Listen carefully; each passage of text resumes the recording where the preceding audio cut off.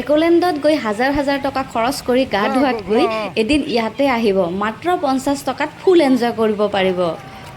আজি মই আহিছোঁ অসমৰ এখন এনেকুৱা ধুনীয়া ঠাইলৈ, যিখন ঠাইত সৰু ডাঙৰ বয়োজ্যেষ্ঠলৈকে সকলোৱে নিজৰ মতে উপভোগ কৰিব পাৰিব।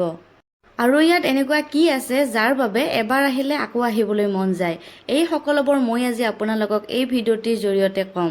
বলক তেনেহ'লে আজি একেলগে চিনাকি হওঁ অসমৰ এই সুন্দৰ ঠাইখনৰ সৈতে। নমস্কাৰ, মই কাকলি আৰু আপোনালোকক স্বাগতম জনাইছোঁ মোৰ ইউটিউব চেনেললৈ। আজিৰ এই ভিডিঅ'টি মোৰ বাবে বহুতেই স্পেচিয়েল, কাৰণ আজি আমি কোনো ব্যস্ত চহৰৰ মাজলৈ নহয়, আহিছোঁ প্ৰকৃতিৰ মাজত অলপ সময় শান্তিৰে কটাবলৈ। আৰু এয়া আমি টিকট কাটি ল'লোঁ। টিকটৰ প্ৰাইচ লৈছে 50 টকা, বাইক হ'লে 50 টকা আৰু 4 চকীয়া হ'লে 100 টকা। আৰু আমাৰ ঘৰৰ পৰা যিহেতু বেছি দূৰ নহয়, মাত্ৰ 30 কিলোমিটাৰ, সেয়েহে আমি বাইক লৈ আহিছোঁ। যদি আপুনি ফেমিলি লৈ এদিনৰ বাবে ক'ৰবালৈ ফুৰিব যাব বিচাৰিছে, বন্ধু বান্ধৱৰ সৈতে অলপ সময় এনজয় কৰিব বিচাৰিছে, নাইবা কেৱল নিজৰ মনটো ফ্ৰেছ কৰিব বিচাৰিছে, তেন্তে আজিৰ এই ভিডিঅ'টি আপোনাৰ বাবে। ডেষ্টিনেশ্যন যিমানেই ধুনীয়া নহওক কিয়, মোৰ মতে যাত্ৰাটোতো এটা নিজা আনন্দ থাকে। ৰাস্তাটো আমি যিমানেই আগুৱাই গৈ আছোঁ, চাৰিওফালৰ পৰা পৰিৱেশ সিমানেই সলনি হৈ গৈ আছে। চাৰিওফালে সেউজীয়া মুকলি আকাশ আৰু প্ৰকৃতিৰ মাজত অলপ সময় নিজৰ মানুহৰ সৈতে কটোৱা এটা বেলেগ অনুভৱ।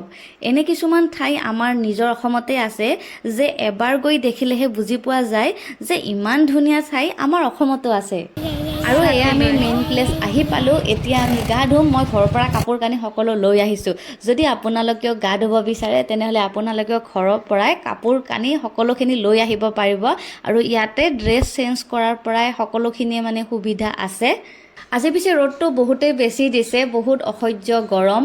আপোনালোকে আহিলে এটা ছাতি লৈ আহিব, কাৰণ ইয়াতে গছ গছনি যিহেতু নাই, সেইকাৰণে ৰ'দটো অলপ বেছিকৈ পৰে। আৰু মই এয়া হাতত কাপোৰ লৈ আহিছোঁ। এতিয়া আমি কাপোৰ সলনি কৰিম, কৰি পেলাই এতিয়া গা ধুম। লাহে লাহে দেখা জয় দিন এলিও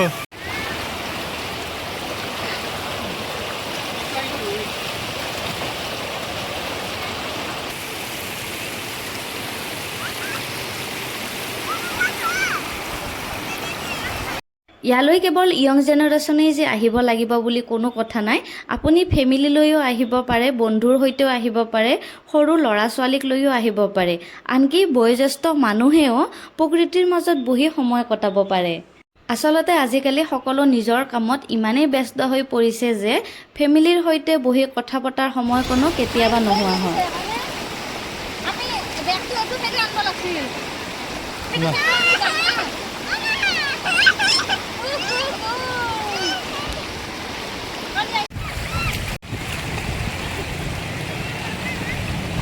যা ঘুমা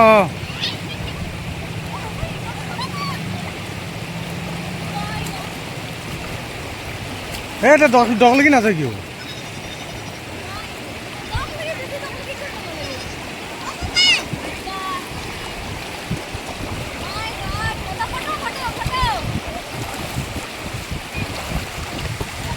জীৱনটো আচলতে বৰ সৰু। জীয়াই থকা দিনকেইটা অন্তত নিজৰ মতে জীয়াই থাকিব লাগে।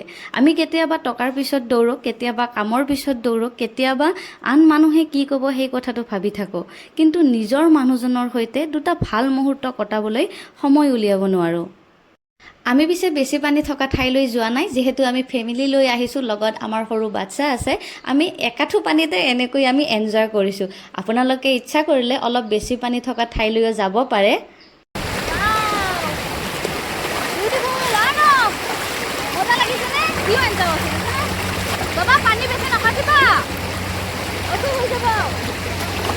কেতিয়াবা আমি ভাবোঁ হেপিনেছ মানে বেছি টকা খৰচ কৰি ডাঙৰ ডাঙৰ ঠাইলৈ যোৱা, কিন্তু সঁচা কথা ক'বলৈ গ'লে এনেকুৱা এটা শান্ত ঠাই, এজাক ঠাণ্ডা বতাহ আৰু আপোন মানুহজনৰ লগত এটা সৰু যাত্ৰা, এইবোৰতে আচলতে হেপিনেছ থাকে।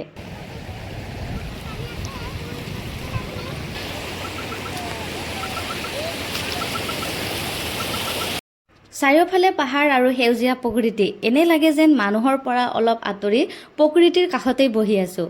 ইয়ালৈ আহি মনটো যেন নিজে নিজে শান্ত হৈ গৈছে। এতিয়া হয়তো আপোনালোকৰ বহুতৰে মনত এটা প্ৰশ্ন আহিছে যে এই ঠাইখন ক'ত আছে? এই ঠাইখন আছে অসমৰ বাক্সা জিলাত মুছলপুৰৰ ওচৰত।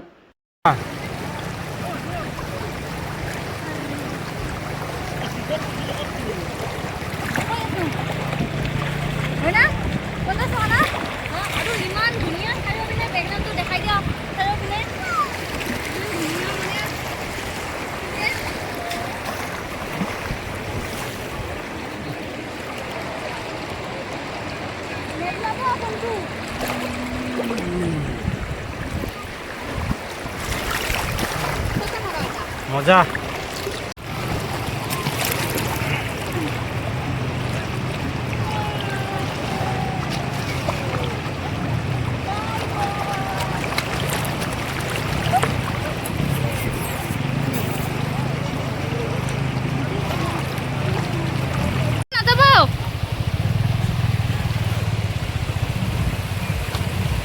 দেখুন না যাব বেশি দ না যাব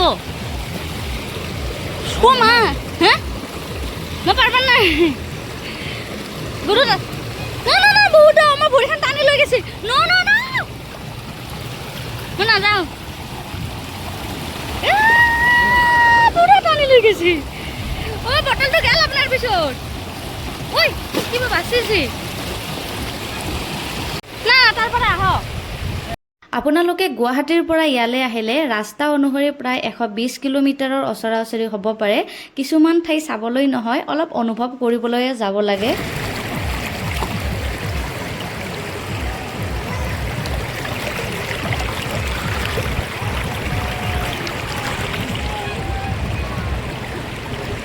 খিনি পানীত সাঁতুৰি আছে মানুহ দেখিছে নে এয়া চাৰিওপিনে পৰিৱেশ একদম মানে সুন্দৰ পৰিৱেশ আৰু আগত মানে প্লেচ আছে বহুত। আৰু এয়া হৈছে মোৰ সাঁতুৰিব নজনাৰ পৰিণতি। মই যিহেতু সাঁতুৰিব নাজানো সেয়েহে একাঠু পানীতে মই এনেকৈ সাঁতুৰি আছোঁ। কিন্তু নিজৰ ছেফটিৰ কাৰণে সৰুৱে হওক বা ডাঙৰেই হওক সকলোৱে সাঁতুৰিব জানিব লাগে, শিকিব লাগে।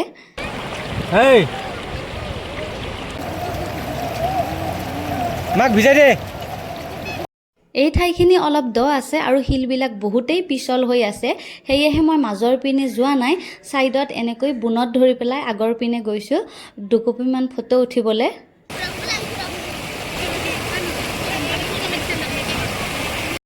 পানীৰ মাজত কিমান সময় পাৰ কৰিলোঁ গমকে নাপালোঁ। অসমৰ এই সুন্দৰ ঠাইখন কেমেৰাত যিমানেই দেখুৱাও সিমানেই কম যেন লাগে। আৰু আপোনালোকৰ মাজৰ কিমানজনে এই ঠাইখন চিনি পাইছে আৰু কিমানজনে ইয়ালৈ আহিছে কমেণ্ট কৰি জনাবচোন। চ' গাইজ আজিৰ ভিডিঅ'টি ইমানখিনিয়ে আছিলে। যদি আপুনি মোৰ ভিডিঅ'টি শেষলৈ চাই আছে তেনেহ'লে আপোনাক বহুত বহুত ধন্যবাদ জ্ঞাপন কৰিছোঁ।